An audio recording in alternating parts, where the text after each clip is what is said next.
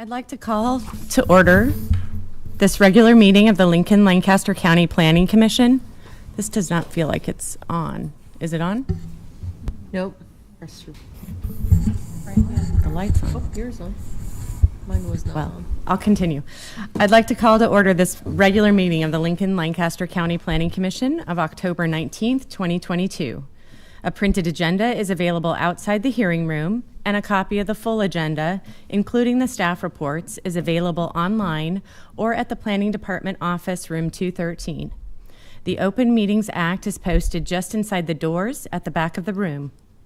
If you parked in the parking lot across the street to the north, the gate is open and no parking coupons are needed.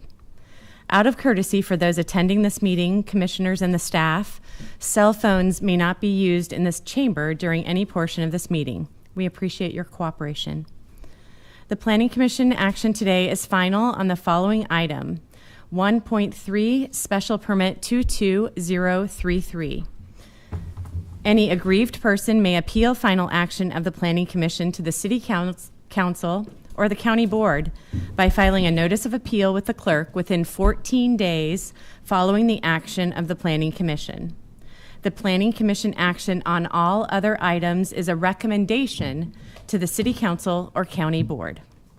The first item of business is the approval of the minutes of the regular meeting held October 5th, 2022. So moved, Campbell. Second? Joy? Shelley? Ball, Yes. Campbell, Yes. Core, Yes. Cruz, Yes. Edens, Yes. Joy, Yes. Rodenberg, Yes. Ryman Yost, Yes. Edgerton. Yes. Minutes approved 9-0. Thank you. The next item of business is the consent agenda. Items on the consent agenda will be called at the same time and will not be scheduled for a separate public hearing unless there is a request from someone wishing to speak or at the request of a commission member. I will ask Shelley to read all the consent agenda items into the record. Once these items are read, she will ask if there is anyone wishing to speak. If you wish to speak on an item on the consent agenda, we would ask that you stand and state that item. That item will then be removed from the consent agenda and scheduled as a separate public hearing under Section 3 of today's agenda. All items remaining on the consent agenda will be voted upon in total with a motion for approval. Shelley, will you please call the items on the consent agenda? The first item on the consent agenda is item 1.1, Comprehensive Plan Conformance 22020, to review as to conformance with the 2050 Lincoln Lancaster County Comprehensive Plan and proposed amendment to the Lincoln Center redevelopment plan to add the 300 South 16th Street redevelopment project to include the construction of approximately 22 residential units on property generally located at 300 South 16th Street. Next is item 1.2, change of zone 08057C, amending the existing PUD planned unit development to allow for pole signs on property generally located south of the intersection of North 48th Street and Layton Avenue. Next item is item 1.3, special permit 22033 to allow for a residential healthcare facility with up to 24 residents on property generally located at 105 Wedgewood Drive. The Planning Commission action is final unless appealed to the Lincoln City Council. Again, this is final action. Are there any ex parte communications to be disclosed on these items? No. Are there any ex parte communications that took place or additional information you learned while visiting these sites to be disclosed? No. Is there anyone here wishing to speak on these consent agenda items? Is there anyone here wishing to speak on any item listed on the consent agenda? I move to approve the consent agenda. Second, Joy? Shelley? Ball, Yes. Campbell, Yes. Core, Yes. Cruz, Yes. Edens, Yes. Joy, Yes. Rodenberg, Yes. Ryman Yost, Yes. Edgerton. Yes. Motion carried 9-0. There are no requests for deferral, so we will now proceed to public hearing. Prior to staff making a brief presentation, each staff person should state their name, agency, and address. The applicant will then be requested to present his or her testimony, followed by those who wish to testify in support, followed by those who wish to testify in opposition. The staff will then be given an opportunity to respond to the testimony, and then the applicant shall have an opportunity for rebuttal. Each person testifying should state their name and address and shall have 5 minutes to speak unless additional time is requested and granted. The timer will go off after 4 minutes. The clerk will then indicate you have 1 minute remaining to wrap up your testimony. Once the final minute has lapsed, the clerk will indicate that your time is up. If during your testimony you have copies of documents or materials you would like distributed to the Planning Commission members and/or included as part of the record, please provide them to the clerk. The Planning Commission who will vote immediately at the close of the public hearing unless the commission votes to defer action or continue the public hearing. Shelley, please call the first public hearing item. First item is 4.1, change of zone 05061E to amend the Southwest Village PUD Plan Unit Developments for approval of modifications to the zoning and subdivision ordinance to allow a flagpole to exceed the maximum height allowed within B2 commercial zoning on Lot 1, Block 3, along with an amendment to revise the Southwest Village PUD sign requirements on property generally located at South First Street and West Denton Road. Are there any ex parte communications to be disclosed on this application? No. Are there any ex parte communications that took place or additional information you learned while visiting any of this site to be disclosed? No. Ben? Good afternoon, Ben Callahan with the Planning Department, 555 South 10th Street, 68508. This is a request to amend the Southwest Village PUD. Specifically, this PUD is located on West Denton Road, just west of Highway 77, and this would include the Lincoln Racecourse and Casino. The first amendment came forward as the applicant is requesting to put a flagpole at the U-stop at the corner of West Amaranth Lane and West Denton, and this currently would have to follow the B2 height requirement of 55 feet. So in the past, a lot of times we'd see they'd come through with a special permit to increase the height allowed. Since it's within a PUD, they're requesting an amendment to allow the height on this lot. The applicant is requesting 150 feet for the flagpole, and the planning department is recommending 130 feet to be the maximum height. A little bit with that is that the department felt it was a little consistent with the surrounding neighborhood, as there's multifamily and as well as an urban residential to the west. And then also with the past special permits that have been approved around the city, 130 has been the maximum allowed. So it's more staying consistent with the previously approved flagpole height. Additionally, within this amendment will be the Southwest Village has related text for what's allowed in the PUD, specifically to signs. And as the area has developed, building and safety and planning have had some conflicting and text within the sign permits when they're coming forward. So we're just revising to try and eliminate that conflict. Specifically 2 and 3 will be struck from the PUD, as it didn't really say what the definition for a can letter is on a sign, so that caused some confusion with the permit process. And then as well as freestanding signs had some conflicting materials stated in there. So what that will do will just require it to fall back on the B2 sign code requirements for the municipal code. Questions for Ben? Okay. I do have one. I know that you gave the reasons for the 130 feet, but when we look at the other ones that you gave examples of, they were almost all 100. Why not go with the 100, or why were those 100? I know there was one that was 80, but yeah, and I think explain or your thought. Yeah, a little bit. And currently we do not have a height requirement stated in the code, so there really is no maximum that we can recommend approval for. The 130 was recently on Interstate 80 on the site for Camping World, and so that felt just with interstate travel and the industrial area that we weren't concerned with the 130. It was a large site. This one is, we're still okay with the 130 recommendation, but going any taller, we didn't specifically see that would be favorable with residential in the area as well. So why not 100? And I guess in that case, we really relied on what was previously approved, and just that we don't have a maximum that we have to follow. Okay. Tracy?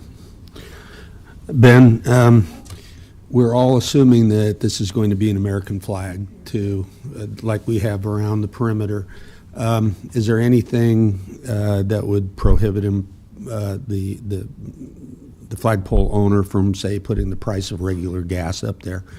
Yeah, and that would have to follow through building and safety with the sign codes as well. So they have requirements on flags for advertising and such, so it would not be able to be an advertisement on the flagpole. Okay. Any other questions for Ben right now? Great, thank you. Testimony from the applicant.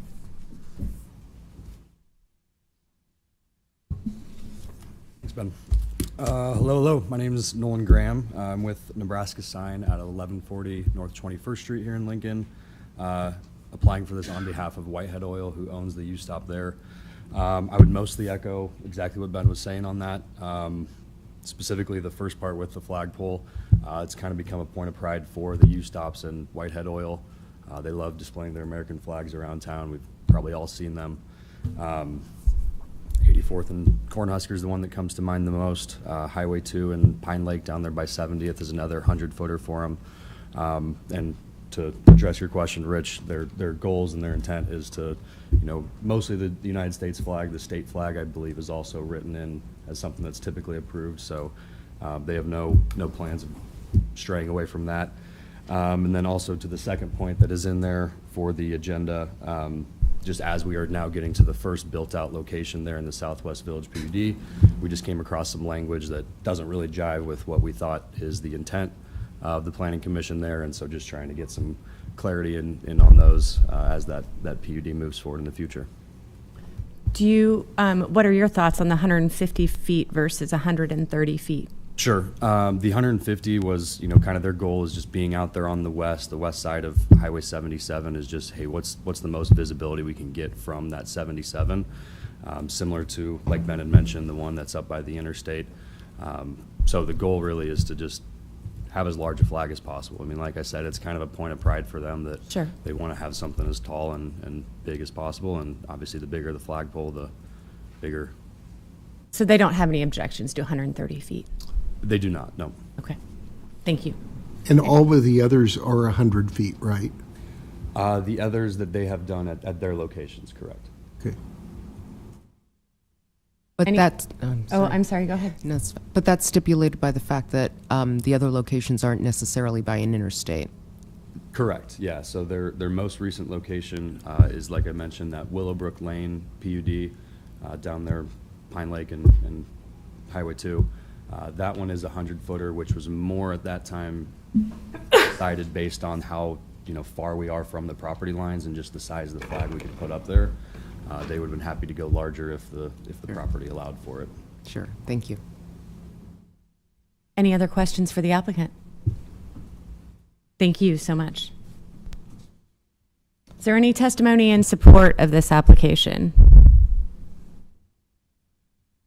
Is there any neutral testimony or testimony in opposition? Any additional staff questions? And I assume that applicant, you don't feel like you need a rebuttal at this time? We're good? Okay. I would move to close the public hearing. Second, Core. Shelley? Ball, Yes. Campbell, Yes. Core, Yes. Cruz, Yes. Edens, Yes. Joy, Yes. Rodenberg. Yes. Ryman Yost, Yes. Edgerton. Yes. Public hearing closed. I would move to approve the change of zone 05061E to allow a 130-foot flagpole to be placed on the lot 1, Block 3. Second, Ball. Discussion? Knowing that corner and everything, they're at a higher point there, and then the intersections and the west bypass, and so I think even though all their other locations are 100, I think we can allow it to go up to 130 at this point because of the speed of the traffic and such. But I think the 150 is a little excessive. Any other discussion? I agree that Steve Hendrickson with the Planning Department. Just procedurally wanted to verify Dick's motion included the 130, but it also includes the signed amendments. That's also part Correct. of the staff conditions. Just wanted to verify that for the record. Thank you. I agree that, staff has vetted this. It sounds like the applicant is comfortable with 130 feet. I appreciate their review and recommendation and think this will be a great addition to this site and will approve this, this change of zone. Shelley? Ball, Yes. Campbell, Yes. Core, Yes. Cruz, Yes. Edens, Yes. Joy, Yes. Rodenberg, Yes. Ryman Yost, Yes. Edgerton. Yes. Approved 9-0.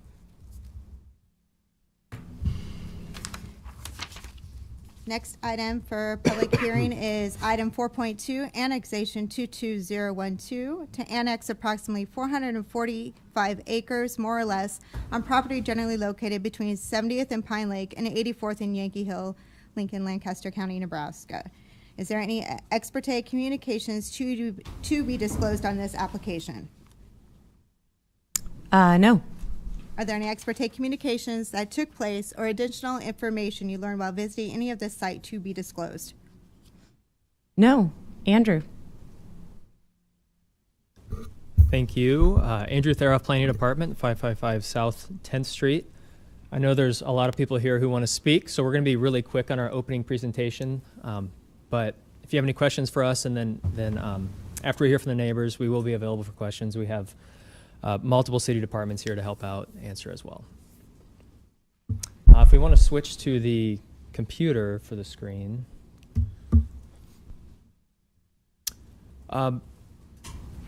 So typically annexation happens at property owner's request when rural land is ready for development, urban zoning, urban infrastructure requested, and then the city annexes the land. That does not happen in all cases. There's some areas along the city's edge that are already developed and won't request annexation. So in those instances, that's when the city steps in and initiates the annexation process. So kind of our takeaway for this opening statement is that city-initiated annexation provides benefits for both City of Lincoln taxpayers and residents in annexed areas. So a few of the benefits. The first one, and we talk about this quite a bit in the comp plan, is equity for city taxpayers. So you imagine an area that's surrounded by the city on multiple sides. Residents have direct access to city amenities like streets, parks, trails, things like that. We also have city residents who have access to those things. The difference is that city residents are paying for the cost of those items. People in areas that aren't annexed into the city aren't paying their full share for that. So by doing annexation, we can ensure that residents with equitable access to amenities, and streets are the main one, residents with equal amenities or equal access to those amenities are paying their fair share. A few other things we talk about, clarity for service areas. So in this specific instance, the area we're talking about is served by Southeast Rural Fire and then County Sheriff. Virtually everything around it is served by Lincoln Police and Lincoln Fire and Rescue. So that can create confusion when responding to emergencies. So annexing this area will bring this area into Lincoln Fire and Rescue and Lincoln Police service areas. There is improved emergency response for annexed properties. And when we're talking about this, we're mainly talking about fire. I think County Sheriff, LPD are pretty equivalent. But Lincoln Fire and Rescue is a highly rated fire department and also highly rated for emergency medical response. And then the final piece is annexed properties have the ability to request city utilities. So when you're outside the city limits, you don't have the option to ask for city streets, city sewer, city water, things like that. In our letters, and I expect today we're going to hear a lot about fire and concerns about fire hydrants. The only way to get fire hydrants is to be annexed first. So I think that's a real benefit to the property owners. Our annexation powers are laid out in state statute. So this is an excerpt from state statute here, and it says the city council may by ordinance at any time include within the corporate limits of a city any land that's contiguous, adjacent, in any distance, in any direction as may be deemed proper. So you can see that's casting a very, very wide net. We don't quite do that in the city of Lincoln. We have a much more, I guess you could say, conservative annexation policy, and that's laid out in our comprehensive plan. So this is policy 80 in the comprehensive plan. This same text has been in the comprehensive plan for at least about 30 years, and the city's been annexing land obviously for longer than that. So our annexation policy says that we should regularly evaluate land for annexation that's along the city's edge where basic infrastructure is available or planned in the near term. The city should annex land that's in Tier 1 priorities A and B. So this area is in Growth Tier 1, part of its Priority A, part of its Priority B. So it meets these criteria. Contiguous to city limits, this is, and generally urban in character. So this is mostly acreages, which meets the criteria for urban in character. None of that really matters for this piece, though, because there's this last item in the comp plan that I think kind of explains why we're here today. All land that is engulfed by the city should be annexed. So engulfed is when we talk about being completely surrounded by the city limits. This area was completely surrounded in October of 2020. So that's what really kicked off this process. So this is what we're talking about here. It's 445 acres, approximately 77 dwelling units. You can see the white is city limits. It completely surrounds this area. You can see to the northwest, we have the new Joint Fire Police Station. To the southeast, we have more middle school. There's new streets. Yankee Hill, Pine Lake have been recently approved. Obviously, a lot of new urban streets within these new subdivisions. And just to zoom out to give us a little more context, you can see the dark gray is city limits, and it extends 2 miles south of where this property is today. So this property is well within city limits. It's completely surrounded. Per our comprehensive plan, we are proposing this site for annexation.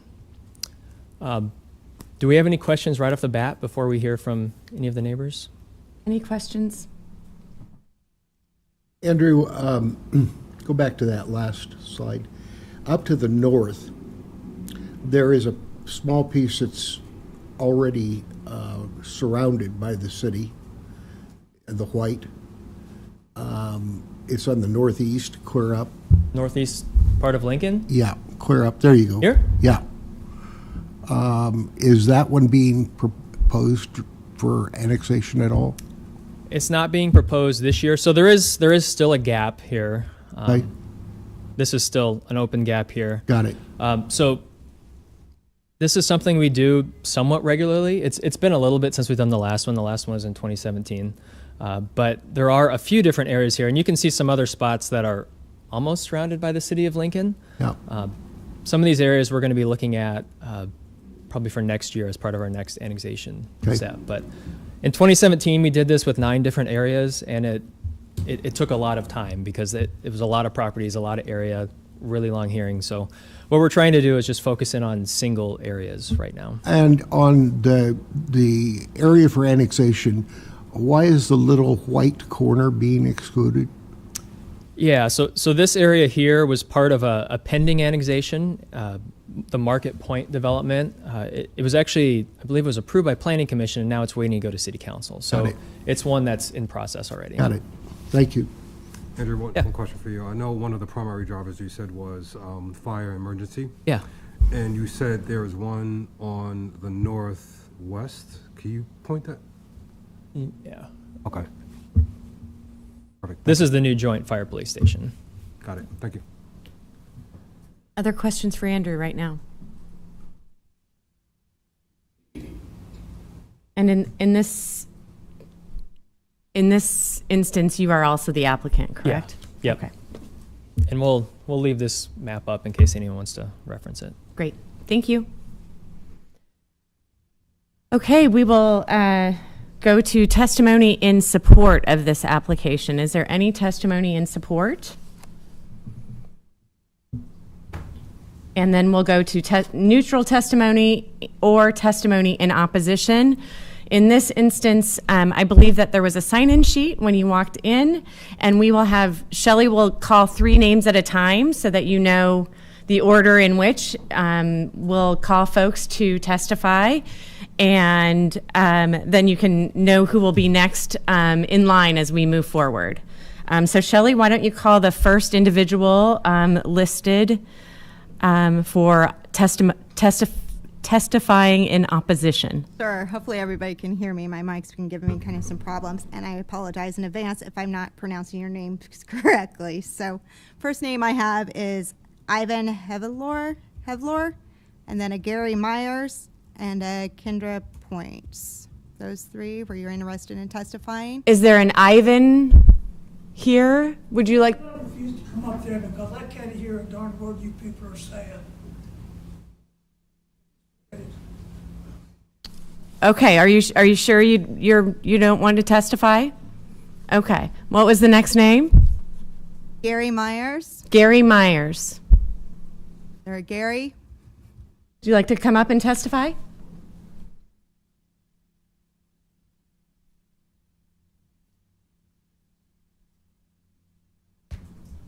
And then just state your name and your address for the record, please. Gary Myers, 7541 Boone Trail.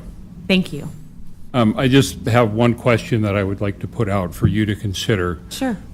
If you lived in a house for 50 years and I purchased property next door and then I purchased all of the property around your property, would you be okay with me giving you new regulations for your property and charging you to live there? And that's the situation that I see here. Okay. Thank you. Okay. Thank you. Next name, Shelley? Kendra? Would just note they are trying to work on the microphones and the speakers within the auditorium. So apologize if people are having a hard time hearing, but in the booth it's loud as can be. So it's just something within the room. Thank Steve, you. Can we maybe just move that mic that you're at down and people can testify on the other side? I don't know if that one would. Yeah. That one wasn't very loud either. That one's the loudest. Oh, well, never mind then. Thank you. Hi, I'm Kendra Points. I live at 7340 Carson Road. This would impact us in a variety of ways. We have acreages. Can you pull the mic down towards you? I'm just a speaker. Yeah. Can you hear me better now? That's a Yeah. lot better. Okay. Thank you. It would impact us in a number of different ways. We all have acreages and all of us have different things going on. At our home, we have goats and dogs and all kinds of things where we keep them in our property through electric fencing, which we then wouldn't be able to do. We are able to get burn permits, which means that we can keep all of the trees and things in check that are falling on the property. And we have large properties. We have different plants that we're growing that support different wildlife for bees and butterflies and all the insects and things, as well as wildlife that is in our area that would be forced out, in various ways. I don't know. I guess there's probably a number of other things, and most of the reason that I put my name on there, though, was so I could ask questions. Sure. If I needed to. So do you guys have any questions that you maybe want to ask me? Tell me a little bit about how you feel the wildlife will be affected. Well, I'll give you an example. Just recently, they started the railway line up again by our neighborhood, and so we've seen a drastic decrease in the deer population that used to come in and other things like that. But we also have chickens, and the coyotes then are looking for food because there's not as many deer. So they're coming then onto our property trying to get to the chickens. And so the electric fencing also keeps out the coyotes, keeps them from getting to our chickens and that sort of thing. Sure. Great. Okay. Any other questions? You're welcome to ask questions that we can then get responses from the staff upon when they return to the microphone. Thank you. So, well, I meant you can ask us questions now, and then we Have anything else that I have a question on? Because they've explained everything pretty in detail. It's more just a matter of this would negatively impact all of our communities. So when they were going through the benefits, most of that isn't accurate. And then we have a neighbor across the way that I think they're going to testify here in a minute about the issues with the fire department and us not being able to get service from the very nearby new fire department because their fire engines don't hold enough water to put out a fire on one of our properties. Got it. So, okay. Thank you. Thank you. Yeah. Next name, Shelley? Okay, next, I have a Matthew Nilsson, and then a Jeremy Quist and a Robin Quist. Matthew Nilsson. I live with Kendra, my wife. My name is Matthew Nielsen. I live at 7340 Carson Road. We have 2 pigs, 14 goat, probably 25 chickens, a few dogs, some geese. Our lifestyle when we moved out there in 2018, we weren't quite aware this was going to happen. Our lifestyle is something that is kind of like paradise in a way. I get up every day and go out and take care of the animals. I get to see the seasons in Nebraska. This isn't really about me not wanting to be part of Lincoln, though. I get very disappointed that I can't vote for city council, that I have no say in what goes on as far as the school board and certain things, because when I go to vote, since I live in the county, I don't have that representation. But this is more for me about what it is that we have there.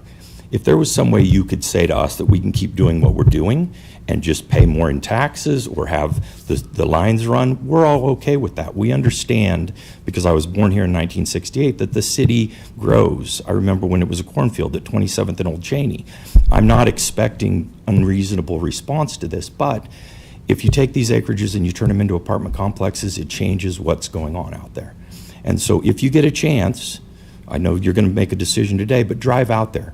There are issues on 70th Street now with all the traffic because they just built all these houses south of us. So we've got huge issues within the last year. We've had 2 really, really bad accidents out there on 70th Street. One person, I think, passed away this was in the spring. So we're seeing what that growth with the new school, we'd like to be a part of that. But if you don't understand what we're all here for, fighting for, as far as our way of life goes, then please go out and take a look at the properties. Because we all have 5 acres out there. And so if you change that, if you take that and you divide that up and you put people, it just changes what we do. And it doesn't mean that it's not eventually going to change. I was told by 2035 that the city will annex all the way out to the new bypass. We don't expect it to be that long. We just would like a little more study and a little more time for everyone to figure out the deals with the services, because like what Kendra said, my biggest concern is that if we have a fire and my son's in the house, I've been told they won't go in because they don't have enough water to do that. But right now, I know my neighbor across the street, Jeremy, who's going to testify, he will go into my house. Thank you for your time. Thank you. Jeremy?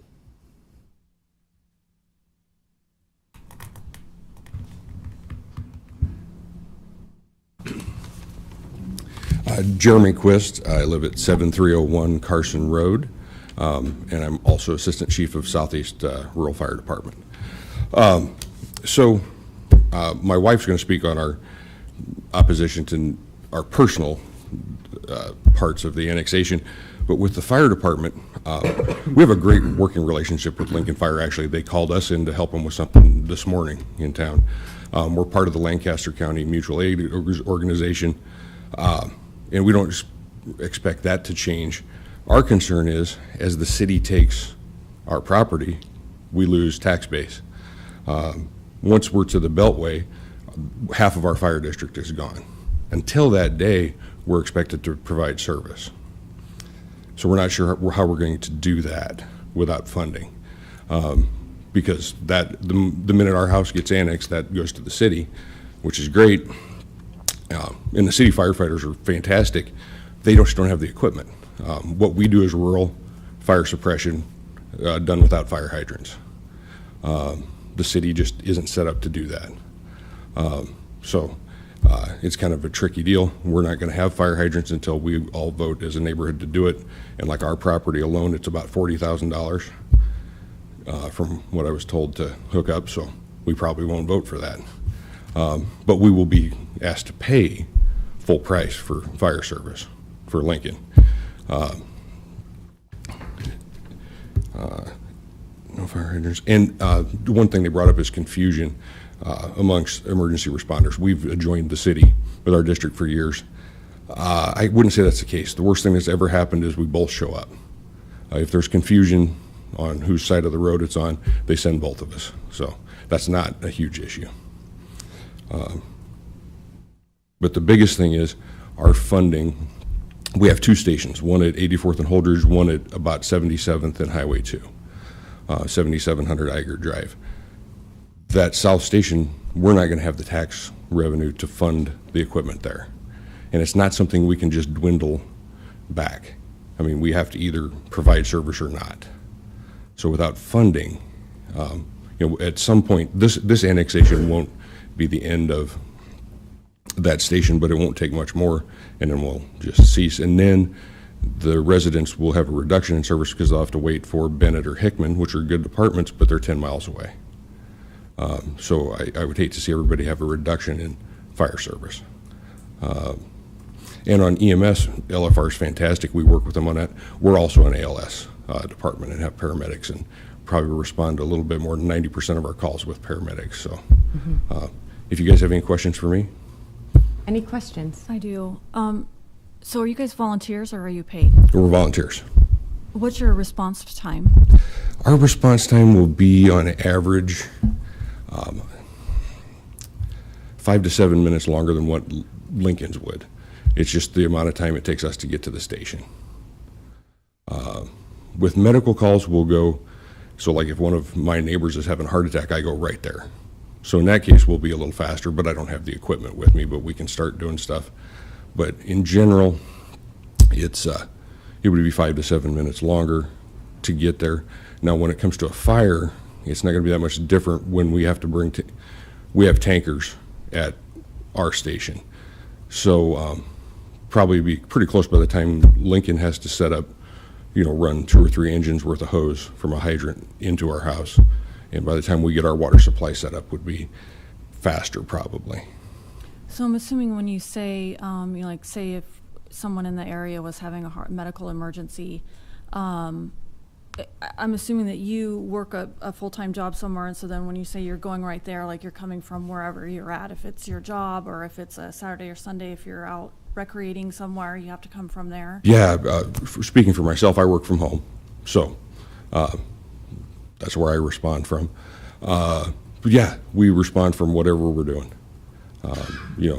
whether it's leaving work or home or, Christmas, whatever it is, Thank you. Rich, one second. One more sir. question. So you have an agreement with LFR that if there were an active fire and it was out of the reach of the fire hydrants, you will show up with your tankers? So maybe to explain, we have all the fire departments in Lancaster County are part of a mutual aid organization, which I would equate to kind of like NATO. So if one member asks for assistance, the others will come. And that won't change. But we're going to run out of money. That's the difference. We absolutely don't mind helping the guys at Lincoln Fire, nor do they mind helping us. If we need a ladder truck, we don't have one of those, they'll send one.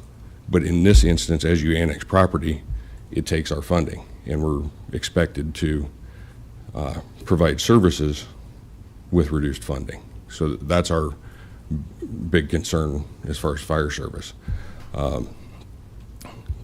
Because at some point, there will be properties on the south side of town that we won't serve, and then their services will come from Hickman or Bennett as far as tankers. Now, if the city was to buy tankers, they could do it. It's not that the city's not capable; they just don't have the equipment. Any other questions?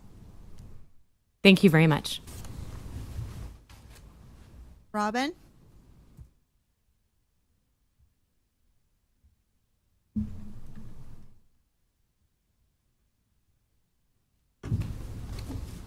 Hi, Robin Quist, 7301 Carson Road. I'm also president of the board for Southeast Fire. But I'm mainly going to talk about how it is impacting our property. We bought our property because we wanted to live in the country. We raise miniature horses and we raise alpacas. And so this will affect our lives. If this changes in our area, I mean, this is why we bought this property. I don't want to have to move in order to keep what we have at our home. I don't want to be forced to do that for something we didn't ask to have happen. And so that is high on the list of reasons why I don't want to be annexed. I totally understand, they want our taxpayer money, but I don't want to lose our home. I don't want to lose what we have. And I don't want to have to start looking for somewhere else to live when I love where I live. And when we chose that place, we chose it because we could have animals and we could have this life. And so that really is disappointing to me. And on the side note, being president of Southeast Fire Board, we are talking about at some point having to close the South Station. We will have to. We will not have the money to be able to keep that station open. And so it will come down to other towns with tankers that will have to respond to our property. And that is scary if the next closest place that has tankers is 10 miles away. And our properties are deep, and it's very hard to get into them. And so that is another thing that concerns us. We don't want to lose everything because now we have to wait for a fire department that's farther away to respond with tankers. Questions? How long have you lived at your house or your property? So we've lived at our house 11 years. Okay. Yeah. Thank you very much. Yeah, thank you. Okay, Terry Hutchinson.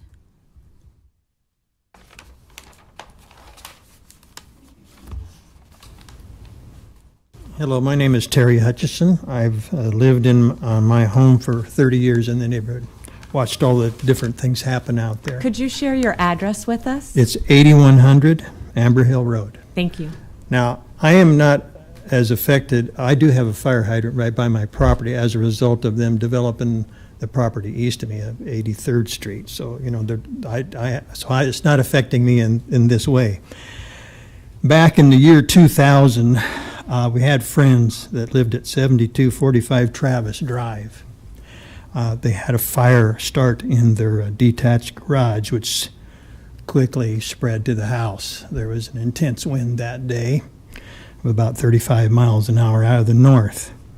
Southeast Rural Fire Department did show up quickly. However, it didn't take long. They were out of water, which required Hickman to come. Well, needless to say, by the time Hickman got there, the house was a total loss. It is a unique neighborhood in the fact that we have a lot of wildlife grasses. We have cedar trees, pine trees, and that sort of thing. The big factor that I am concerned about, I was a railroad engineer for Burlington Northern for over 23 years. Watched many a train-oriented fires start on the right-of-way.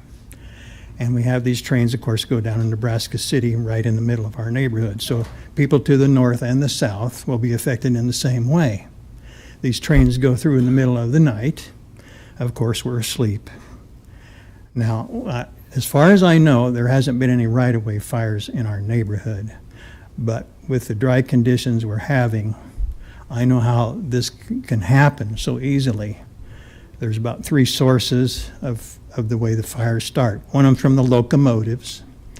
They're stacks. They get heated when they have this big pull. Of course, from 56 and Highway 2 up to Cheney, it's all uphill, and those things are in full throttle, belching out all this diesel fumes and probably sparks, although I haven't actually observed that happen. But I know from my experience as an engineer that happens a lot. Plus the wheels on the rails cause sparks, so it wouldn't take a whole lot for a fire to ignite, especially with the dry conditions we have. Even if it isn't a train-generated fire, just the fact that the right-of-way itself on the railroad is not maintained like a lawn. It grows wild. There's cedar trees on the banks and lots of grass. And if that thing would ever start, people who are asleep in their homes are not going to see this thing coming. Okay, here's the scenario. We got this raging grass fire. So by the time anybody detects it, if it is in the middle of the night, and a lot of people are even gone during the day, so even if it were to happen then, they probably wouldn't see it if you're not at home. So Southeast comes to the rescue.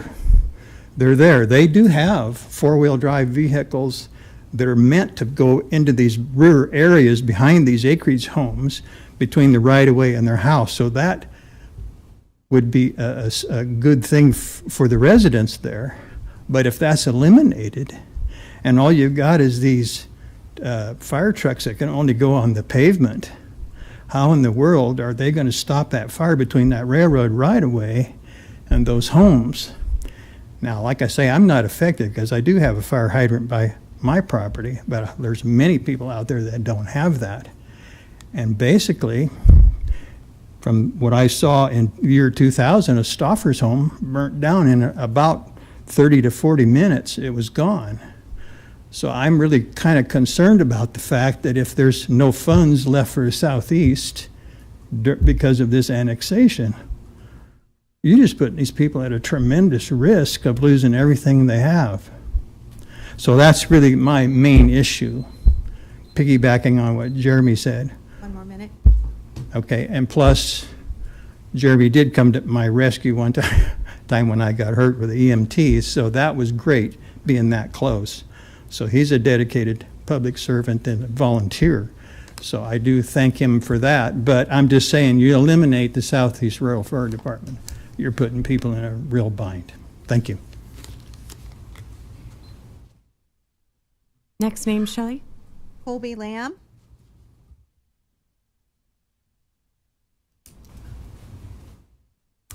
Hi, I'm Colby Lamb. I live at 7901 South 78th Street, and I've lived there 21 years. I also have a fire hydrant really close to my acreage, unlike our neighbors.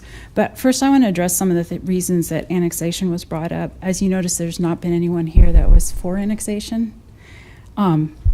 Typically, the owners will request, the city said, but the city steps in. And we talked about equity for taxpayers. And that reasoning would require everyone in Lancaster County that uses any city amenities, they should be paying for them, to use that same reasoning. But someone brought up a question about wildlife. So since I've lived there, the kildee no longer nest they used to nest on my driveway, even on my north of my property. I have bluebirds that are still coming to nest, but I would be required to mow all of my property because you can't have, I forget the technical word of the grass, land and stuff. So that's one of my biggest concerns. And also I have a concern for my neighbors for the fire. All I know is that we will be paying a whole lot more in taxes and we'll have less amenities and services for our neighbors. Also, you asked about response time for emergency services. So about a month ago, a driver had a medical issue that fell into a pond that's on this property. And our neighbor was the first medical person that was assisting there, other than two neighbors, my husband and someone else who had went into the pond and rescued him out before even anyone else was there. So I'd say Southeast was the quickest responder and stuff. Lincoln Police came quickly after that, and eventually the ambulances came. So I don't see any changes there. So, any questions? Thank you very much. Okay. Mark Gatula.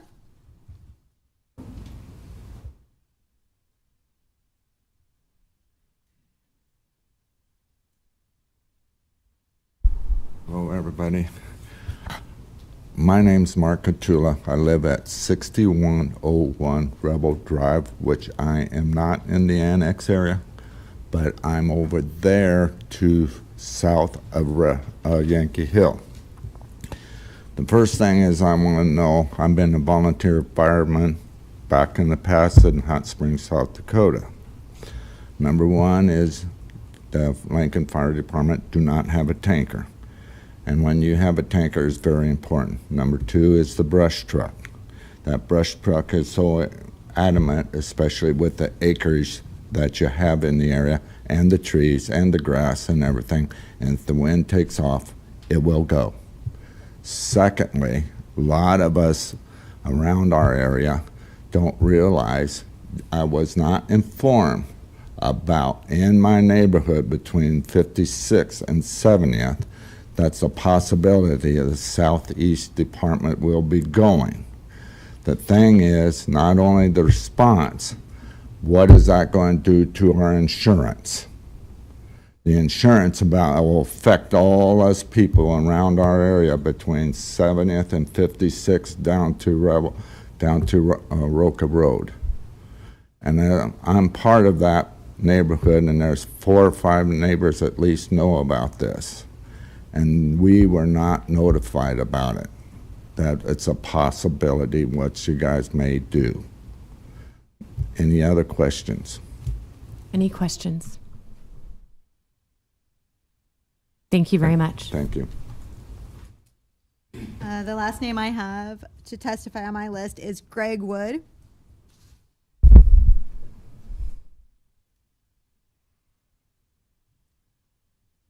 I am Greg Wood, live at 7900 Amber Hill Road. I acquired the property in the late 80s, built out there in 92, actually right when I got back from the Gulf. I'm a civil engineer. I did supervised the design work on the roads out there when it was paved. We paved it so that in anticipation that if we ever were annexed, there's no way they'd be able to afford curb and gutter. The way that area was developed, there's some design and some engineering challenges to provide sewer and water, especially the sewer. And not to put a gentleman on the spot, but I know you have a gentleman here that could probably address some of the sewer issues, having worked with them in the past. I'm also a master gardener, so when you talked about flowers and this and that, I try to get milkweed and pollinators and try to attract our pollinators and our wildlife. And it has diminished. I used to have quail in the yard, but and of course there's nothing you can do about that once it starts developing around you and they move out. I had a fox live in my backyard for the first part of the summer, but he must have, or she must have either moved out or passed away. Anyway, our taxes would go up. It was like 300 to 100,000. You talk about benefits. Currently, of course, the county, they take care of our snow removal. And relatively speaking, we're densely populated when it comes to snow removal for the county. So they're out there right away. We'll also see what kind of snow removal our neighbors to the north have, which is an urban development. And some of them will actually come down and park on the county road because it's cleared because they can't get out of the neighborhood. So we're not really gaining anything in benefits. We're paying more for taxes. There's some, a lot of us get burn permits to try to address the cedar trees and the woods, or the decaying trees. I had another point that I wanted to make. Talk about city services. It would cost property owners, we're told by the city, and I kind of question this because I think it's kind of low, $40 a lind foot for water and $40 a lind foot for sewer. So when you add that cost on, and when everybody out there has invested in their own septic system or lagoon or well and treated the water, they're actually paying for services twice. I mean, if they'd have to pay to get connected to city services, and like I said, the water's not that big a deal because it's under pressure. But the sanitary, on the other hand, I think the trunk line is on the south side of the tracks. And you'd have to put, property owners would have to put in lift stations, and I know historically the city doesn't like lift stations in our own system because of the maintenance problems with them and the additional costs. But I think that's all I have for my thoughts now. I'm sure I'll think of something once I leave, but as you know, I'm not real pleased with the thoughts of being annexed, and there's no real benefit to the property owners out there. There's a different lifestyle. And I think there's people looking for that lifestyle that you'd want to have some areas like that within the city. You know, not have everything be, you know, townhouses and duplexes. And I know the planners will say that's not the highest and best use of the land, but it depends what your values are. So anyway, thank you for your time. Any questions? I'd Does be anyone have glad any to help. questions? Thank you very much. All right. Anyone else on your list, Shelley?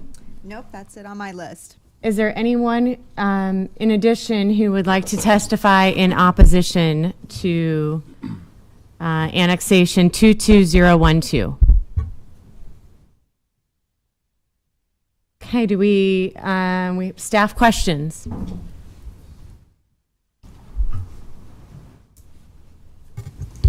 Good afternoon. Paul Barnes with the Planning Department, 555 South 10th Street. I think considering since we are the applicant, we'll begin with a rebuttal and then take questions after, if that sounds good. So I just wanted to kind of clarify a couple things. After rebuttal, we do have multiple staff representing different departments in addition to planning, so we can bring up experts if there's any specific questions that we can't answer. I do want to note that by simply doing the annexation into the city of Lincoln, that is not going to change zoning. That's not going to change the land use that exists there. The city is not forcing any sort of change on the development that exists there today with the acreages. So I just wanted to point that out in the beginning. But then I also want to bring us back to the comprehensive plan and where we include our annexation policy. It is a city-county comprehensive plan, so the planning department does look at both the city and county sides of things when we consider applications like this. I will note that the comprehensive plan has supported development and additional urbanization and growth to the south and east of Lincoln city limits, and that has been in the growth plan for several decades, and that does include this area with acreages. So really, it shouldn't be a surprise that the city has grown, to the south at least 2 miles, where we have a new public high school being built to the south.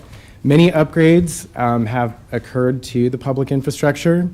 Those have been mentioned, but Pine Lake Road on the north and Yankee Hill Road on the south, in addition to the joint police and fire stations, those have all been done without the residents in this neighborhood paying for those improvements. So benefits are already there. I think it's a matter of talking about the equity for now contributing to those benefits that they're receiving. We've also mentioned the clarity of services, noting that the police fire station is just west of South 70th and Pine Lake Road. We do know that medical response will be improved with that, and by far the majority of calls that LFR receives are for medical response. So overall, our recommendation supports the fact that this annexation meets the criteria in the policy and the comprehensive plan. This land is in Tier 1, Priorities A and B, which has been mentioned. This is completely engulfed by the city limits and surrounded by urbanizing development, including adjacent city services such as water and sewer and fire hydrants. We have the joint fire and police station located adjacent to this area. And in terms of utilities, those water and sewer lines in the urbanized areas are stubbed to this neighborhood and ready for properties to initiate that assessment district to connect.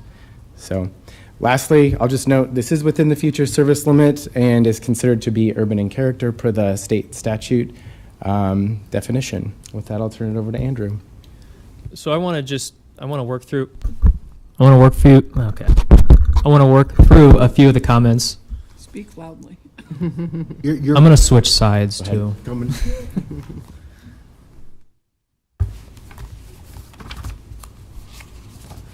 So just to tag on to what Paul said a little bit. I know we heard a lot of concern about this area redeveloping upon annexation, and I just want to repeat that this area is already within Lincoln zoning jurisdiction. Our zoning jurisdiction goes out 3 miles beyond city limits. This area is currently zoned AGR, which is ag residential. That's essentially our acreage residential zoning district. That's going to stay with this annexation. That does not change. What I have on here is a map of all of the acreage properties within City of Lincoln. So these are, in red, these are residential properties that are over 3 acres. We have over 400 acreage properties in the city today. Many of these, you can see along the edges, were annexed, over the last 50 to 70 years. Many of them are still acreages today. So I don't know that we need to expect that this is all going to redevelop. That would be really shocking if that were to happen. I think the most likely scenario is that most of these residences stay as residential acreages. If there is a zoning change to these properties, it's going to be at the request of the property owners. So I think that's really important to note. We heard a few comments about fire, and we do have a representative from LFR with us today, so I'd invite him up to maybe explain how fire response would be handled in this area.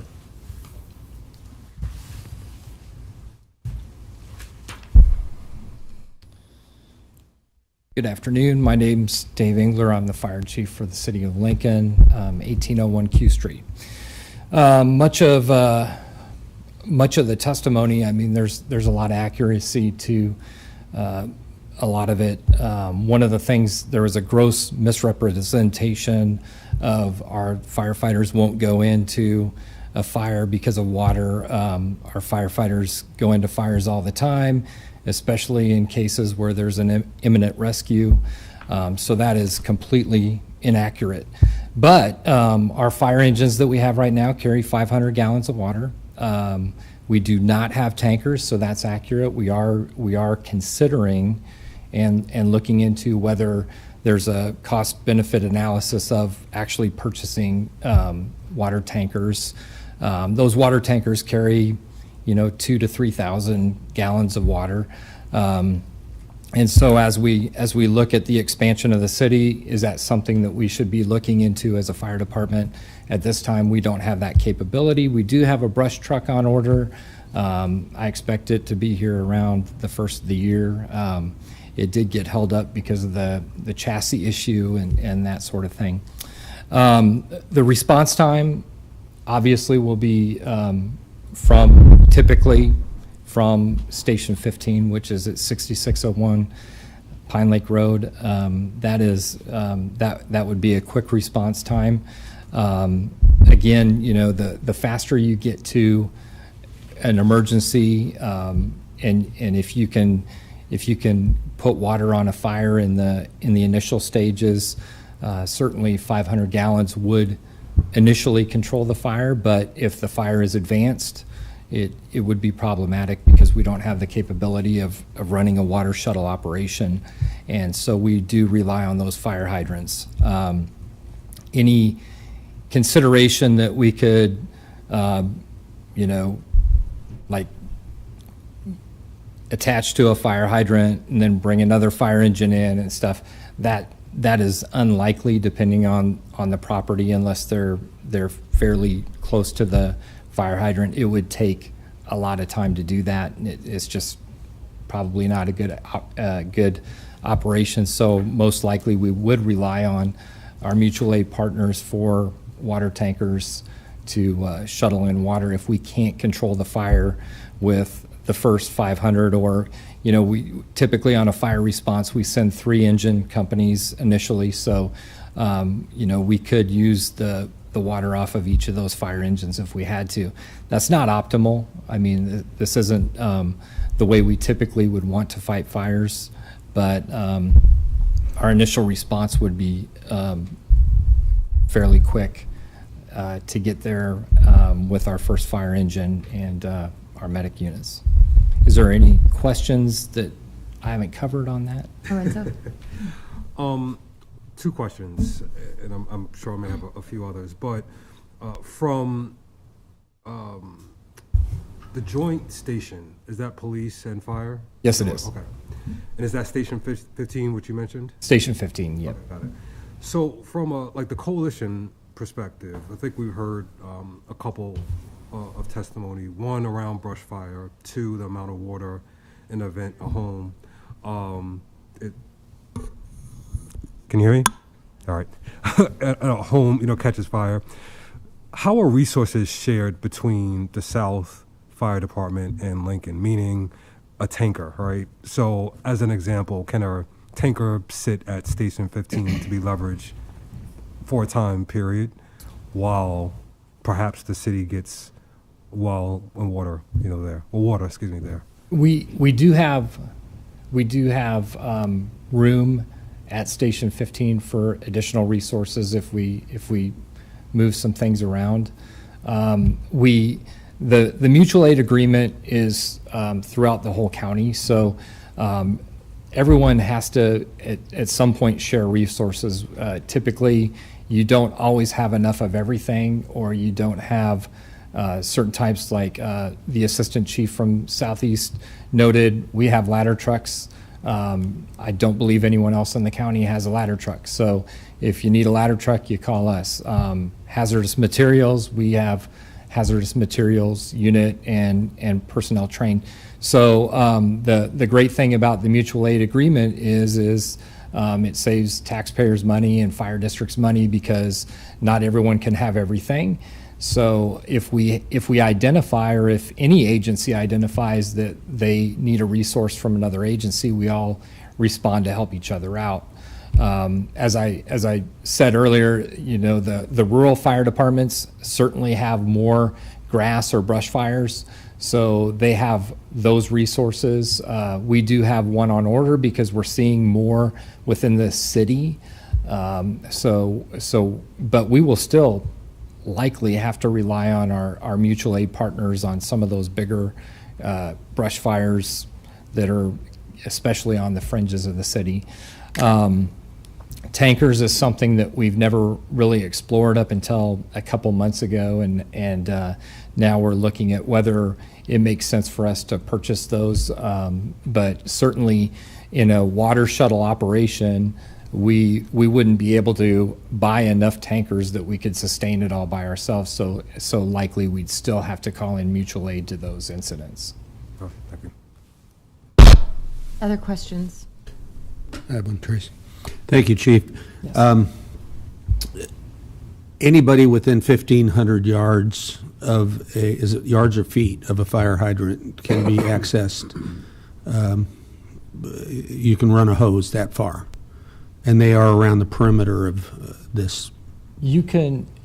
Our engine companies carry 500 feet of supply hose. Mm-hmm. We have other hose that we can also extend it out. But what I was saying earlier is you can lay in 500 feet of the supply hose, and then you can have another engine bring in 500 feet. That's not optimal because it takes time to set up that water supply. Mm-hmm. So, it just depends on the distance from the fire hydrant to the property, and whether it makes sense to do that, or whether it makes sense to just try to keep the fire in check with your tank water and call in for a water shuttle operation. No one fire scenario is going to be the same, and so there are a lot of variables there, and that's why I'm being very careful to be completely honest. There are areas where the only option would be a water shuttle operation with tankers in this area. I've looked at the proximity of the fire hydrants to those residences, and certainly unless there were hydrants on 70th Street at each corner, and possibly on, I think it's 75th Street, then that would greatly enhance our ability to lay in hose lines or lay in supply line to meet the demands. But certainly, if there was a fire there today in a lot of those properties, it would have to be a water shuttle operation to be effective. Follow up. We were also told that some other properties are within that 1,500 foot, but would have to cross the railroad tracks, which you wouldn't do. But there's only one train a day. Is it possible to, say we have 4 hours, 5 hours that we could lay a hose across the fire truck tracks, the train tracks? Laying hose across railroad tracks is never a great idea. We can contact Burlington Northern or whatever the rail line is and have that shut down through their dispatch. There's always the potential of human error, so I don't always love that option. As fire chief, that would not be a choice I would be in love with. Is it possible? It's possible, but it wouldn't be a first choice for me. Thanks. So we had a comment about insurance ratings, and I'm not sure how much you're going to be able to tell me about this, but is there much of a difference between ratings when they go from the Southeast Rural Fire District to LFR? I mean, are you familiar with their rating? I don't know what Southeast is rated at. I know we are rated at a 2, and anytime you have, so the ISO rating or Insurance Services Office ratings are based on 3 major factors. One is the fire department and their response and their capabilities, and we're in very good shape with that. The other portion of it is water supply. So if you rely on water tankers, your rating is not going to be a 2, that's for sure. And then the third is your fire prevention efforts. So I don't know what Southeast is rated at. Ratings can be a little bit tricky too, because while the city of Lincoln is a class 2 at this point, you can have pockets where the rating changes based on things like the water supply. So I can't answer for sure whether the rating would improve or not based on this being moved into the city until there was a sustainable water system, i.e. fire hydrants, placed in there. There is a component of response times in that metric that may decrease it, but I don't want to make any statements for sure. It certainly would not decrease the rating, and when we talk about ratings, the higher the rating, the worse your insurance rates, and that's the fire portion. So if you think about your insurance premium, we're only talking about the fire portion. So if the fire portion is this out of your whole premium, that's what we're talking about. So I would say that it would certainly not get worse. It would probably get better, but I don't know to what degree. I have a question about you said that about 80% of your calls are actually emergency related, not fire related, but health, some kind of health emergency related. Can you speak to the training standards and certification? Obviously, you guys have trained paramedics, et cetera, versus potentially having to rely on a volunteer that may or may not have that level of certification and training? Well, Lincoln Fire and Rescue has all our personnel are trained at the lowest, are trained at the emergency medical technician level, and then we have a certain number of paramedics on the department. So Southeast has the same level of training. They're an advanced life support, so they have paramedics and EMTs, and so the level of the training would be equal. So I don't think that there's probably any difference there as far as that goes. We do have 100% availability of a paramedic all the time. I don't know, I think the gentleman spoke to that they're at like 98% or something like that. So I don't think there would be any difference in service as far as that goes. You know, when you talk about response times, I think it's likely our response times would be quicker, but we also do respond with Southeast on a certain number of incidents if it meets that criteria. So I think from a medical standpoint, it would be an apples to apples comparison. Other questions? I have other questions, but not for fire. Okay, we have a few other items we can get to, yeah. Well, Thank you. Thank you. Thank you. So I think just to put a bow on the fire discussion, I think everyone agrees that the best fire protection situation for this area would be hydrants throughout the neighborhood being served by LFR. There's only one way that's possible, and that's through annexation. So if fire is a top concern, the solution starts with annexation, and then the residents can request a water assessment district. We had a few questions about animals burning, things like that. We do have staff from Health Department who can answer some specific questions on that if anyone has some. I do. I do too, yeah. Okay. Yep. Bring them up. Bring it.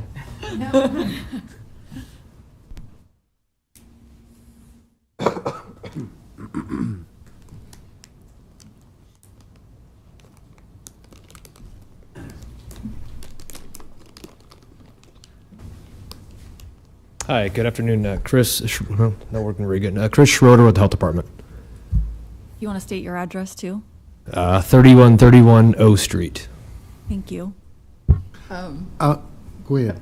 Go ahead. Yeah, I want to know what's going to happen to the goats, the chickens, the pigs, the horses, the alpacas. Did I cover them all? I think I did. And an electric fence. And geese. Well, I can't answer the electric fence question. I do have Tim C. as my backup regarding the animal control regulations, but there are large animal permit requirements, and there's certain acreage requirements as well. And then if the person doesn't have enough acreage for the amount of animals, the policy has been those animals are grandfathered in. So then once the animal passes, then they cannot replace it. So like on chickens, like if you're in city limits, it's pretty limited on how many chickens. Does that, and chickens die regularly? Trying to be sensitive to chicken lovers. Sorry. Right. That'd be the same practice and policy. I mean. So do they have to meet the city code for how many chickens they Yes. have? Yes. How many chickens can you have in the city? Oh, geez. Tim, do you have the regulations open? I believe it's 5. I think it's 5, and I don't think you can have a male chicken. Is that Correct. a rooster? Sorry, Correct. wrong term. So that they would have to abide by that. They could have the rooster until it passed away. Correct. And so for stuff like the mini horses, the alpacas, the goats, those would be grandfathered in. They could keep their animals as they die. They just couldn't replace them. It's my understanding, yes. Or they could with a permit. Well, they'd still have to permit them. Yeah. Yes. So, Sorry. I think you had a question. Pretty well answered here, but are there any of the animals that have been mentioned that would be prohibited with those people being annexed? I don't believe so. The code talks about wild or unusual animals. So think like, venomous, poisonous reptiles, certain pythons are prohibited.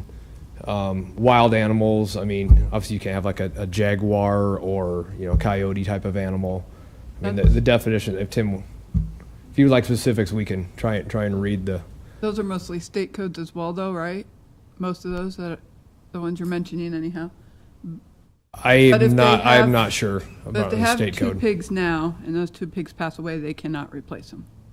Well, actually, believe you can have pigs Yeah, I under the think you- large animal I know permit. someone that had a pig inside city limits. Yes. Well, I know the last one was a reasonable accommodation. It Yeah. was a Right, that's service- true. I don't know if That's a it's good It was point. a emotional support pig.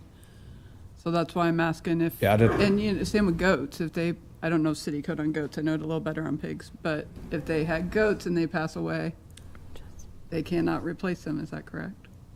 Yeah, Tim C., Assistant City Attorney, 555 South 10th. So large animals, you do have to have a minimum of 1 acre. I haven't heard that that's a problem for any of the property owners in this location. Large animals, you can have up to 2 if you have 1 acre, and for any, and then you can have 3 or more based on the number of acres you have for large animals. For small animals, such as and I guess I would say I haven't heard anything described today that falls outside the definition of large animal. As far as the pigeons, small animals, the chickens has come up. 1 acre or less, if you have fowl weighing less than 3 pounds, you can have 7 to 30. If you have chickens weighing 3 to 5 pounds, you can have 3 up to 20. And that's based on 1 acre or less. For each additional acre, you can actually you can double that number. So those are, I heard 25 chickens is the number that I heard earlier, so I haven't heard anything that would have a significant impact here. Tim, the large animal area, though, go back to that. You said up to 1 acre, you could have how many? Up Two? To, you have to have a minimum of 1 acre, and you can have up to 2 large animals. So does that mean with 5 acres they could have 10? No, on 5. So above, you can have if you have 3 or more large animals, you have to have 1.5 acres per animal. So to have 3 animals, you'd have to have 4.5 acres. But they would be allowed to keep the alpacas and such that they have in larger animals. That's what I've. That's my understanding. Until they die. Yes. And then who can answer the electric fence? Is that not allowed in Lincoln? I mean, I know. I don't believe we allow. I think that's correct. I don't believe we allow electric fences in the city limits. So they would have to convert it to another, like wooden or, some other type of fence. Is that complaint driven? Or is that just? I'm not clear how that's enforced. Okay. I have one other health type question. A comment was made about having to mow all of the property. Can you talk about mowing regulations and? That would be, I think that's a weed authority. Can you answer that, Andrew? The mowing on the grass height? Yeah, that would be weed authority. So we do have contact information for the weed authority that was distributed to the neighbors. I don't know it offhand, but if anyone has questions about it, it's also on our annexation website. You can have prairie grass on. There's a lot of people up here, but I thought I would add. We have been trying to be as transparent as possible with the regulations that come with the city annexation, and we deliver the information with contacts like Andrew has said. And a lot of this, to be honest, would be a complaint basis, mostly for enforcement. By annexing, the city's not going to send out a whole crew to comb the neighborhood and count chickens, see if a fence is electrified and count chickens. So I think that's fair to say. Just wanted to put that out there. Other questions for Chris? The only other one was about burning. So regarding the burning regulation within the city limits, you can only have fires 8 cubic feet in size, and you can only have them for cooking or warmth. So we do not issue burn permits within the city limits for the large brush piles. That is correct. So how do people handle like excess on their lands when they're within the city limits? It's just hauling it away and, okay, thank you. Yep. Hey, has there been any discussion within planning or any other departments of coming up with acreage regulations that potentially could be different than a city lot regulation? Like health type regulations, like burning, things like that? Because when you're sitting with 3 to 5 acres, there's debris that needs to be cleaned up and things like that. And I, having lived on an acreage property before we were annexed into the city, there's debris that needs to be dealt with in one form or fashion. Understood. I'm not aware of any current discussions, but I can sure bring that back to my boss and our air quality program supervisor. I'd be interested in hearing something. Right, because I understand the issue is within the city you have the denser population, whereas you mentioned the acreages, you have people farther apart. Right. Sure. And certainly acreage owners that would now be part of the city would now have a seat in the table at those types of Right. conversations. And the numbers that you showed on that map, 400 and some within the city limits, I would hazard a guess that there's some illegal activity, according to the city, happening on those properties. Yeah, no doubt. And I can be here till 3 o'clock for any questions related to wells or septic systems type of thing, so. Well, I since you brought that up, Sure. Thank you for that. I am curious. I mean, it is up to the homeowner to request water and sewer as it's made available once it's annexed.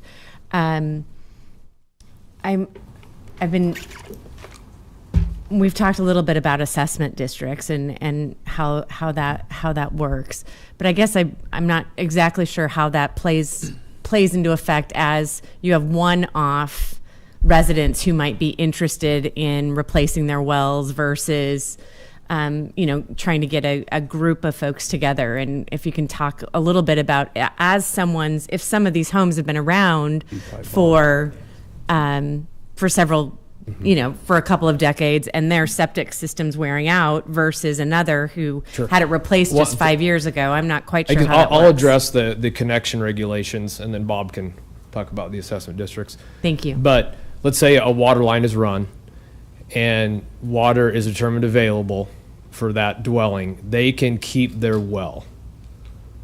We do not force the connection. Okay. But if that potable well fails and water is available, they could not drill another potable well within the city limits. And then relative to sanitary sewer, if the main is ran and LTU says it is available, then under Lincoln Municipal Code 24.38, connection is required within 6 months for their sanitary sewer. So that's a little bit different than the water well connection. Is that within so many feet of that Yes, trunk it's line? within 300 feet of the dwelling to the main. Okay. Thank you. That's helpful. Bob Simmering, LTU 555 South 10th.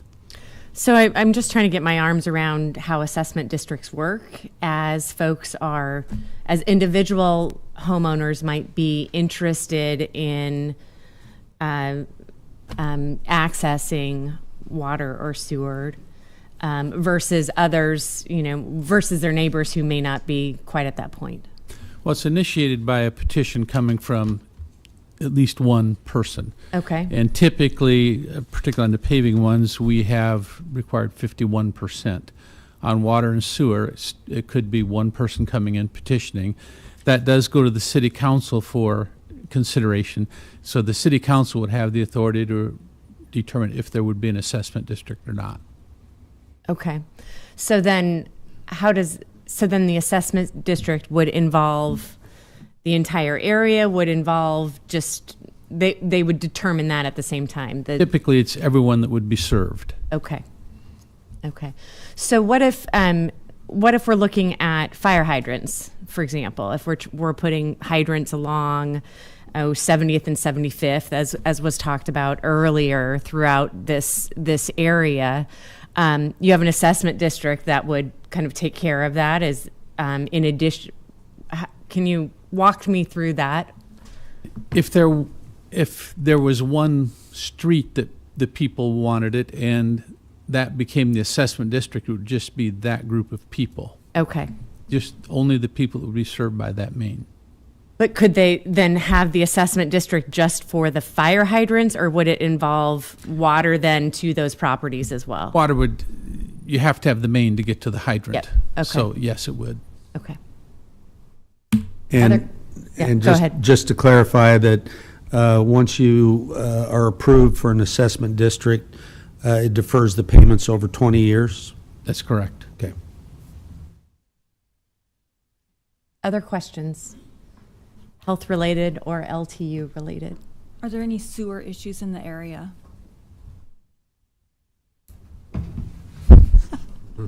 Next. Yeah.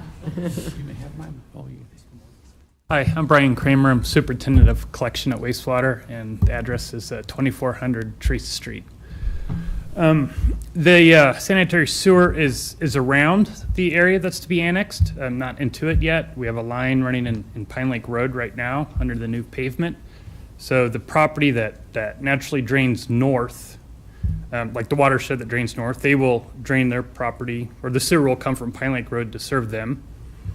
There's another sewer that is south of the railroad tracks, and so the property kind of on the south part of the area will drain towards the tracks, and then some of it will drain to the west across 70th Street. There is a rudimentary plan of how to serve the area. We did a study just mostly so we would know to put the sewer in Pine Lake Road before the road got built, but there is a way to serve everybody in the area, mostly through the method of the district. Without lift stations? Without lift stations, as far as the city sewer is concerned, individual properties may have to install their own injector pump inside the house in order to gravity up, or to pump up to where the gravity sewer is, which would be located in the right-of-way. Typically, we locate the sewers in the drainage areas, but because the house is already built and the drainage area sometimes from the back of the property, it probably makes most sense in this case to put the sewer in the right-of-way of the street. Some houses will be able to gravity to it, but some houses will have to pump up to it. Thank you. Welcome. Any other questions? Any other questions for LTU and the Health Department? Well, I just want to reaffirm, the acreages that are left north of us on Pine Lake Road, 56th and Pine Lake Road, and to the east, many of them are still on sewer, I mean their own septic system and their own wells. And my understanding is they can stay on those until either fails, and then they have to make a connection. Is that right? I mean, it's correct, again, relative to the water well. But if I'm, advised by LTU that sewer is available within 100 feet, then once we're aware of that, we send them a connection letter that says you have, 6 months to connect. But if there's no main sewer line running down through the draws, that they would be further away from that, and they could replace their septic system, right? Right. The installation of the pipes to serve the local community is driven by the sanitary sewer district. So if one is never requested in that area, they never have service. Mm-hmm. So it becomes what's better for my property when my system fails, that I ask for a district or that I replace what I have. And replacing what you have is always a risk because your neighbor might have a problem and then they might ask for district and you get drug in with it when you've just replaced your system. Hope that answered your question. It does. Okay. I thought I would look up the weed height restrictions while we're sitting here, and I will just warn you that Googling weed laws in Lincoln did not give me the search results I was looking for. But it does say that there is reasonableness understanding the needs of natural grasses or landscaping and whatever. So within like a lawn, then yeah, it's no more than 6 inches except for landscaping, but outside of that within an acreage you can still have. So you could have a pasture. Yeah. Other questions? Questions for the staff right here? Thank you. Thanks. So I think there's just one or two other things we want to mention real quick, and then we can see if you have any other questions. So we heard a lot about from property owners that, how does this benefit me, or I'm not benefiting from this. And I think it's really important to remember that for all of these properties, they've been benefiting from proximity to Lincoln for decades. So I have a few kind of historical maps to show here real quick, just to give us context of where we're at and what we're doing. So this first map is 1970. Those lines are section lines, so those are a mile. So you can see the blue area is what we're talking about here. So in 1970, that's most of the houses here were built in 1970s, 1980s. So we can imagine 1970s prior to most of these homes being constructed. Even back in 1970, this area was just over a mile from city limits. And then 1980, not much happened. 1990, we got closer. We're within about a half mile there. So you can see in 2000, much of this area was already directly adjacent to the city. So per our annexation policy, we could have elected to annex some of this area back in 2000 because it is adjacent to city limits. It was in our growth tier. 2010, so 12 years ago, the city was almost completely surrounded by this area, even then. And then finally, here we are again in 2022, where it is completely surrounded by city limits. Again, for a resident to go anywhere out of their property now, they need to drive on city streets. And I would say these are some of the better city streets in town. It's New Pine Lake, New Yankee Hill. The new residential subdivisions in the surrounding area have new streets. You can make an argument that this is some of the best infrastructure in Lincoln, and these residents are directly benefiting from that. And they've been directly benefiting from that from really day one when these houses were built. A benefit of these acreages is always that it was near the city, but country living. So, there's a difference between these acreages and something 30 miles outside of town in a different county. There's a reason these were built here, and it's because they're by Lincoln. And as Paul mentioned, this has been in our growth plan for many decades.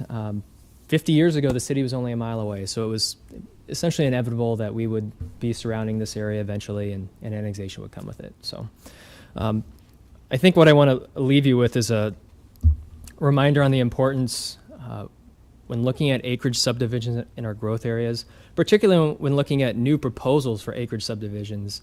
Even if it doesn't seem like it's going to be an issue in the next 5-10 years, what we're doing by approving new acreages in our growth areas is creating future conflict. So that's why when we get new acreage proposals, we typically recommend denial for them. So I just wanted to kind of tie that together. What other questions do you have for planning? Additional questions for Andrew? Okay. Okay. Thank you Thank very you. much. Move to close public hearing. Second. Joy. Any additional questions? Shelley, unfortunately, no, we're not in a position to take additional questions. No, actually a comment. When we talk about streets. Shelley, call the vote. Paul, Yes. Gamble, Yes. Core, Yes. Cruz, Yes. Edens, Yes. Joy, Yes. Rodenberg, Yes. Ryman Yost, Yes. Edgerton. Yes. Public hearing closed, 9-0. I would move to approve annexation 22012. Second, Core. Discussion. My reasoning totally relates around these properties being totally surrounded. We can't have an element sitting in the middle of the city that isn't part of the city. And I am hoping that the departments can come up with some easing of city regulations for acreage properties that are within the community. Because I think their ability to have some animals of different sorts, they've got a large enough piece of property to do that and so on. But at this point in time, those don't exist. But there's also no enforcement other than if there's complaints. So I think the people that are in this situation within this area are going to be in pretty good shape unless they've got some argument with a neighbor to where they can go on with their lifestyle as it is.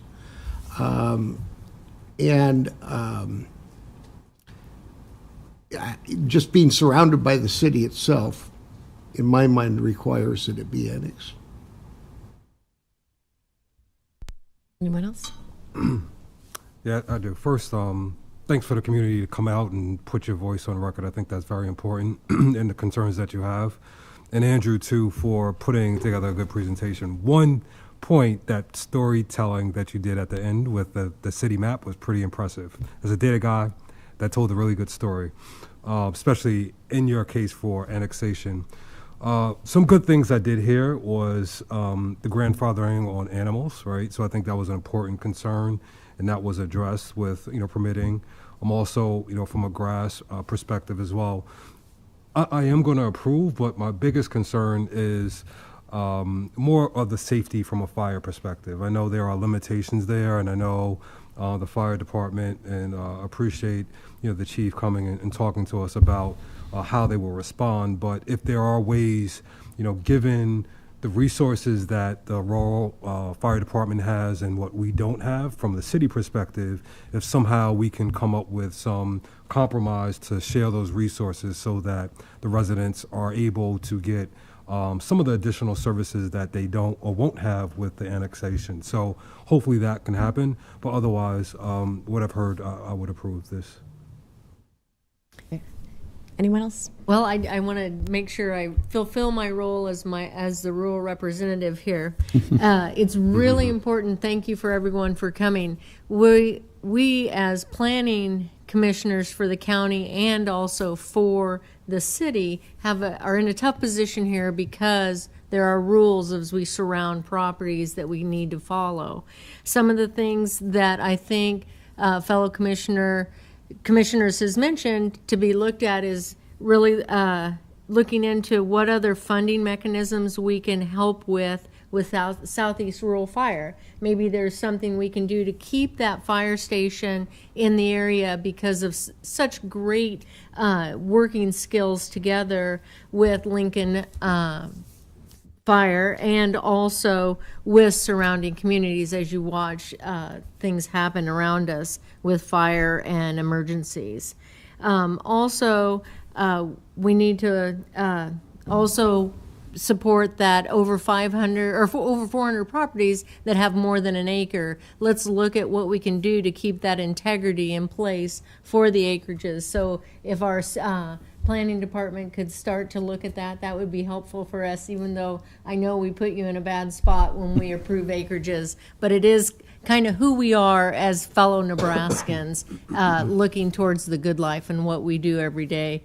And I love chickens. I don't have chickens anymore, but I do love chickens, and I really respect where you were going, fellow commissioner, on keeping that integrity of the animals. Everything we can do to keep beekeeping, keep the milkweeds, all of those things you mentioned, internal and external, just helps all of us in Lancaster County.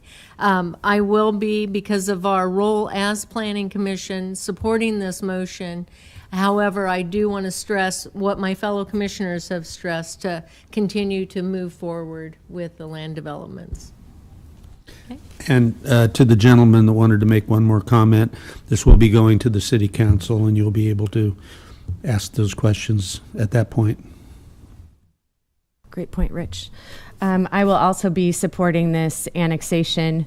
Given the proximity of the fire station, the opportunity to bring in additional hydrants after the land is annexed, and the additional conversation we've had, I just don't have see any justification that's been presented not to follow our comprehensive plan.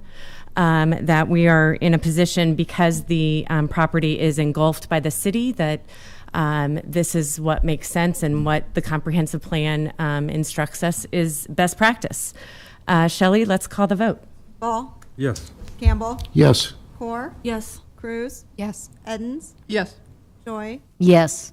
Rodenberg? Yes. Ryman Yost? Yes. Edgerton? Yes. Approved 9-0.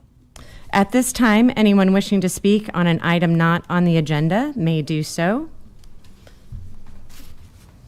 Otherwise, I will call for a motion for adjournment. So moved. I think you had a hand I'm up. sorry. Yes. You know, the people have these meetings, and I'm sure glad you all got good hearing.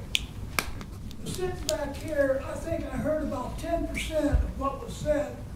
And Tracy, you might as well stay at home, because I couldn't understand a word you said. But you ought to learn how to talk into your microphones, and have the people that are standing up here talking to their microphones, so us people sitting out here can at least follow what's going on. Okay. Thank you. At this time, we'll take a motion for adjournment. So moved. Second, Joy. Sorry. Shelley? Ball? Yes. Campbell? Yes. Core? Yes. Cruz? Yes. Edens? Yes. Joy? Yes. Rodenberg? Yes. Ryman Yost? Yes. Edgerton. Yes. We are adjourned. Thank you. Hey, Steve? Steve? Steve?